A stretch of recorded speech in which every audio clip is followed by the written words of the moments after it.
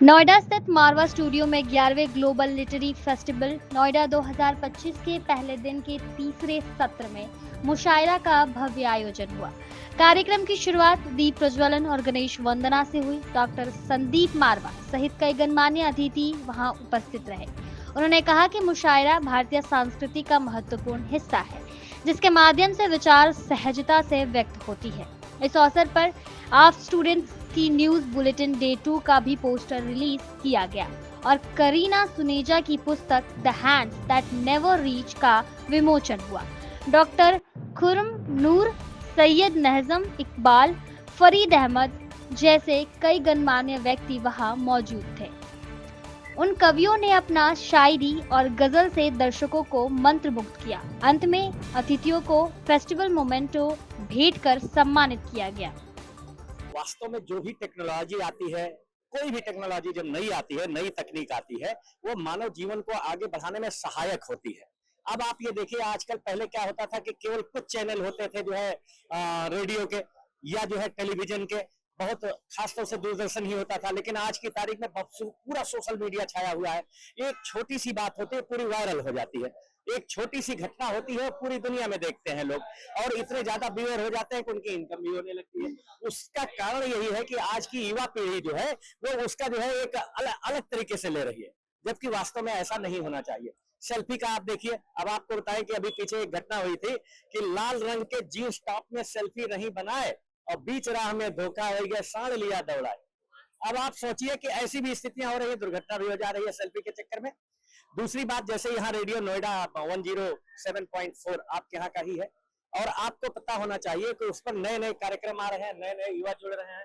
मैं स्वयं हर थर्सडे को हमारी खुद की यहाँ पर रिकॉर्डिंग होती है, कवि की कलम से काव्य प्रवाह के रूप में। मेरा नाम डॉक्टर अवधेश तिवारी भावुक है, मैं अयोध्या से हूँ।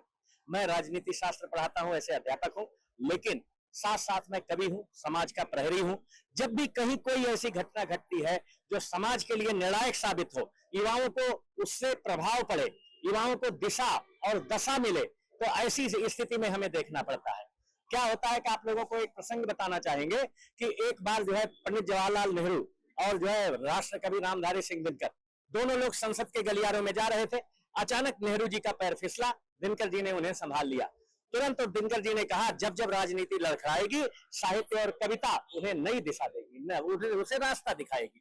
और वही दिनकर जी, जब आपातकाल लगा, इंदिरा जी ने लगाया, तो उन्होंने कहा सिंहासन खाली करो कि जनता आती है। बहुत अच्छा लगा यहाँ पे आके, और जैसा कि मैं हमेशा से चाहती थी कि यहाँ पे आऊं, और लास्ट ईयर भी आई थी, तो उससे भी ज्यादा मुझे आज और अच्छा लगा, आनंद आया, बहुत अच्छा लगा।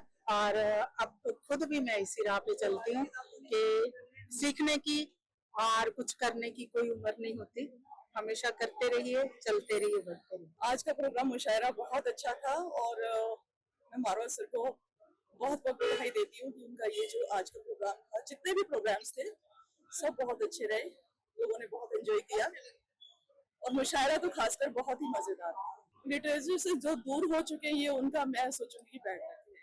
लिटरेचर के करीब रहकर ही हम कुछ नया सीखने को मिलता है, नए लोगों से मुलाकात होती है, नया कुछ लिखने को मिलता है। जैसे आजकल जो साहित्य का हाल हो रहा है, उसको देखकर आप बच्चों को बहुत कोशिश करनी चाहिए कि आप लिटरेचर को आगे बढ़ाएं, और मारवा सर इसके लिए काफी प्रयास कर रहे हैं, बहुत अच्छी बात। पहले तो तुम सबको बहुत बहुत तुम्हारी मेहनत का फल मिले, तुम सारे बहुत अच्छे से आगे निकलो, क्योंकि ये ग्लोबल जो लिटरेरी फेस्टिवल है, ये वाकई ही बहुत कामयाब जा रहा है, बहुत अच्छा जा रहा है। मैंने आज यहाँ पर मुशायरे में शिरकत की थी, एज शायरा शिरकत की थी, और जहाँ मैंने अपने कलाम के लिए बड़ी अच्छी समाइन मिली, मुझे सुनने वाले बच्चे मिले। ऐसी उम्र के बच्चे बहुत कम अच्छे शेर सुनते और समझते हैं, पर यहाँ वो चीज मुझे देखने को मिली, और सुनने को तो खैर अच्छा मिला ही मिला।